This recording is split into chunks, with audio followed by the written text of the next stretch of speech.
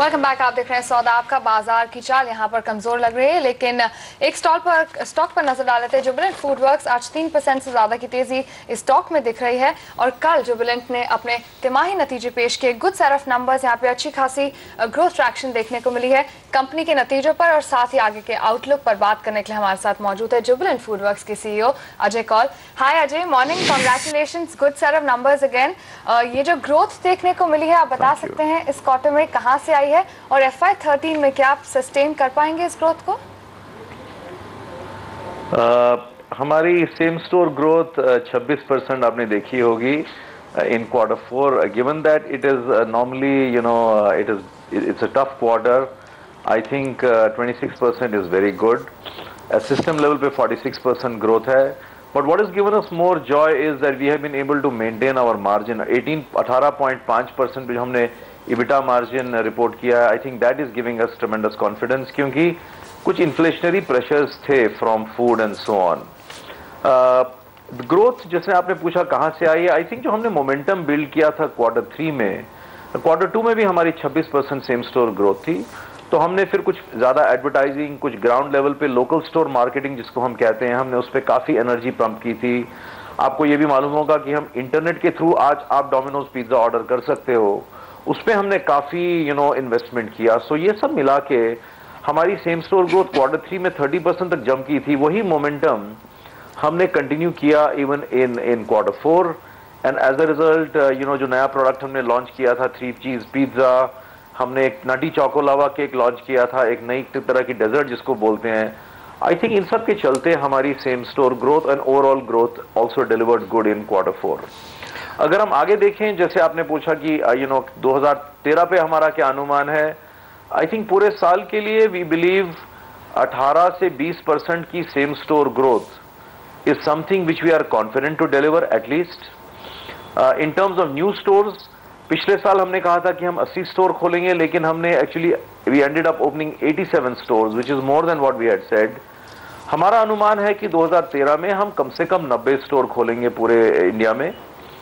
And as far as EBITDA margin is concerned, having delivered 18.7%, 18.7% जो हम पूरे साल में हमने लास्ट ईयर डिलीवर किया है, हमारा अनुमान है कि हम एटलीस्ट 18.7% EBITDA मार्जिन डिलीवर करेंगे इस साल में भी, आने वाले साल में. कौल साहब, आपने कहा कि FY13 में 90 स्टोर खोलेंगे और पहले भी आपने इस गाइडेंस को एक्सीड किया है.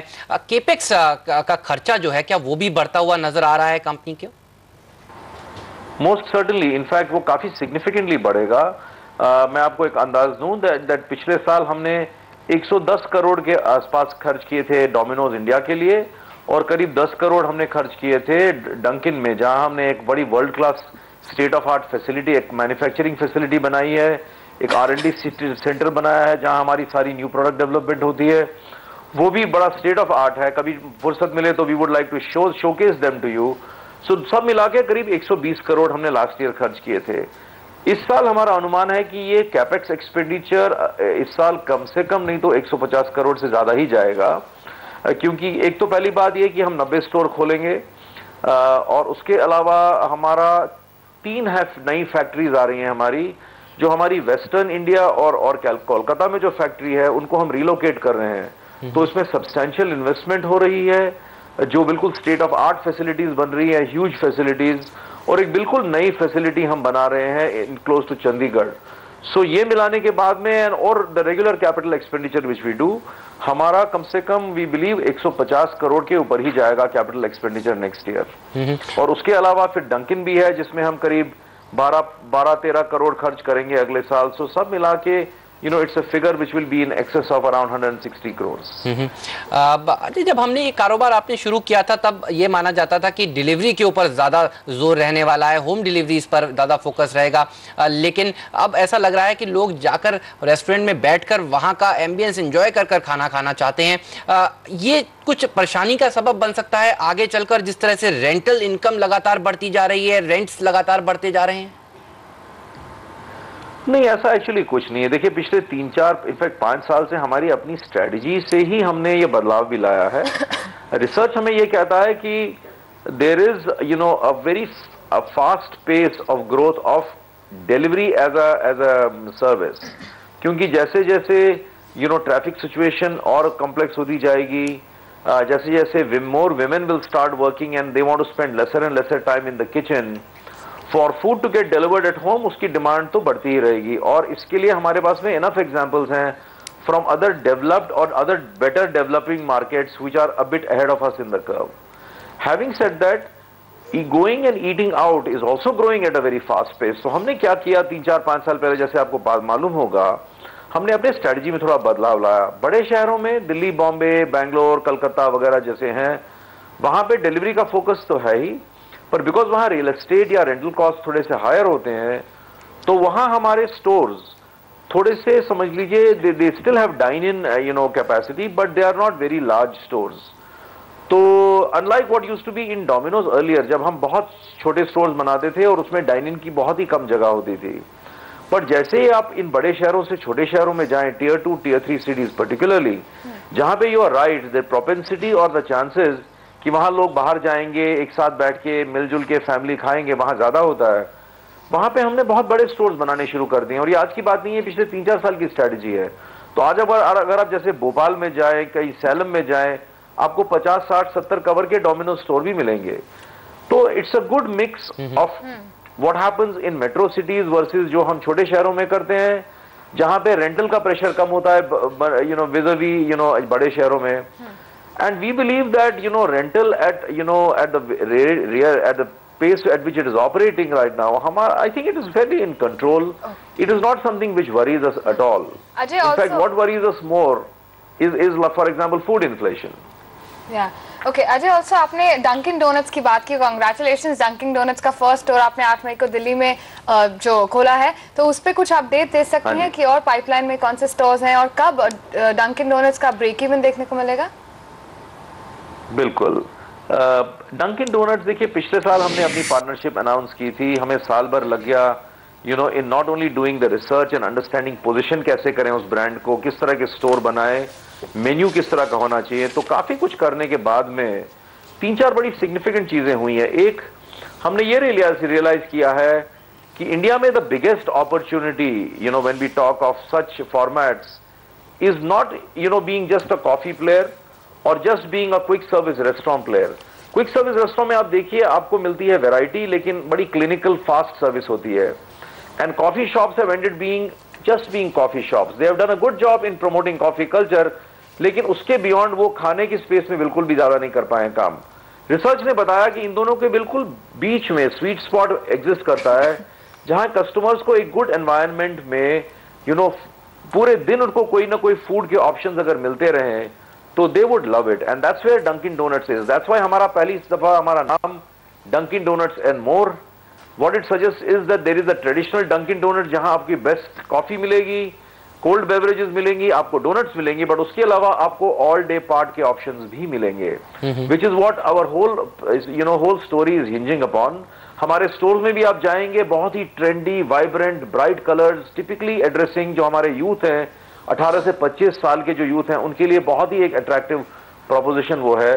तो हमारा तो अनुमान ये है, based on 2 stores which we have opened already, जिनको एक बहुत ही ट्रिमेंडस एप्रिसिएशन ऑलरेडी मिल रही है। Although I must say early days हैं and we are not getting too much floored कि भाई पहले 15 दिन में जैसी सेल आ जाए तो उससे बहुत आदमी खुश हो जाए, बट वी बिलीव एनकरेजमेंट इसलिए भी आ रही है बिकॉज कस्टमर्स बहुत लाइक कर रहे हैं। तो हम दिल्ली में करीब 10 स्टोर खोलेंगे अगले 1 साल में, एंड अगर सब कुछ ठीक चलता रहा तो by October December we will start evaluating going into Mumbai also. जहां तक ब्रेक इवन का सवाल है, जो आपका एक अहम सवाल आपने पूछा, हमारा यह अनुमान है कि एक टिपिकल डंकिन डोनट्स स्टोर पहले ही कुछ महीनों में would start generating profit at the store level. Business की जहां तक बात है, उसको थोड़ा टाइम तो लगेगा and only time will prove, but मैं एक लास्ट थॉट आपके साथ छोड़ना चाहता हूं।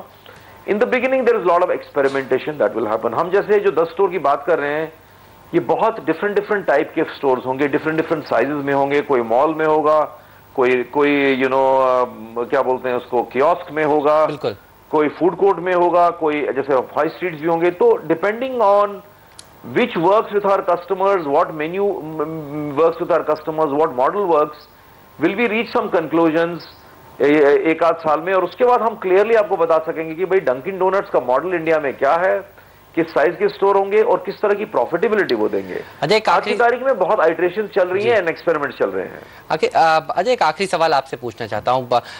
डेट फ्री कंपनी है, अच्छा खासा कैश है कंपनी के पास, लेकिन जो स्टॉक प्राइस है वो 4 डिजिट में है। क्या बोर्ड ने कुछ फैसला लिया है, डिसीजन लेवल पर अभी थॉट प्रोसेस में है कुछ की स्टॉक स्प्लिट करने का विचार है? It's too early. ऐसा तो है कि बोर्ड लेवल पे मीटिंग्स में डिस्कशन हुए हैं, लेकिन कोई नतीजा उस पर नहीं पहुंचा है। इसके अलावा एक सवाल और, जिस तरह से लगातार आपने टाई-अप्स किए हैं, कोई और टाई-अप्स या फिर बातचीत किसी और कंपनी से? पहले आपने पिज्जा को भारत में लाया, उसके बाद डोमिनोज के बाद आप अब डंकिंस को भारत में लाए। कोई और इस तरह का ब्रांड आप मन बना रहे हैं इंडिया में लाने के लिए? देखिए, वो हम कॉन्स्टेंटली डिस्कशन में है with almost all the big international food brands. तो बट ऐसी कोई हमारी हरी इस वक्त नहीं है। इनफैक्ट हमारा तो इस वक्त पूरा फोकस लगे हुए हैं कि डोमिनोज इंडिया जो एक सर्टेन रेट पे चल रहा है उसको किस तरह से एक्सेलरेट करके और आगे बढ़ाएं।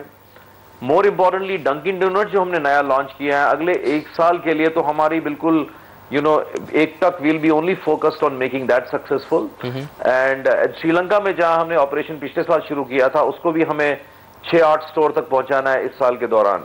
आई think if at all we will be in a position to announce anything, उसको अभी 1-1.5 साल लगेगा। बट ये भी समझने वाली बात है कि कोई भी इस तरह की अनाउंसमेंट के पीछे एक कमर्शियल एग्रीमेंट तो होता ही है, बट वैल्यूज, फिलोसफीज, दो ब्रांड्स जो आ रहे हैं, उनकी जो कंपनीज जो आ रही हैं, उनकी बहुत कुछ है होती हैं चीजें जिनको ना they have to be on the same plate. So not in a hurry to announce anything, but discussions on है। चलिए, धन्यवाद अजय, आज समय निकालकर CNBC आवाज़ पर आने के लिए और अपने आउटलुक हमसे शेयर करने के लिए। तो ये थे कंपनी के CEO अजय पॉल, जो बता रहे थे कि आगे काफ़ी ग्रोथ देखने को मिल सकती है कंपनी की। और आज 2 बड़े ब्रोकरेजेस, इन्फ्लुएंशियल ब्रोकरेजेस ने इसको अपग्रेड किया है। CLSA ने 1380 रुपये तक के लेवल से स्टॉक के लिए सुझा दिए हैं और मॉर्गन स्टैनली ने भी 1280 का लेवल स्टॉक के लिए सुझाया है। नतीजों के बाद इस तरह के अपग्रेड्स आने के चलते आज इस शेयर में करीब 3% तक की ग्रोथ देखने को मिल रही है, बढ़त देखने को मिल रही है। क्या करना चाहिए आपको इस शेयर में, जानेंगे एक छोटे से ब्रेक के बाद। हमारे फंडामेंटल एक्सपर्ट भी हमारे साथ जुड़े।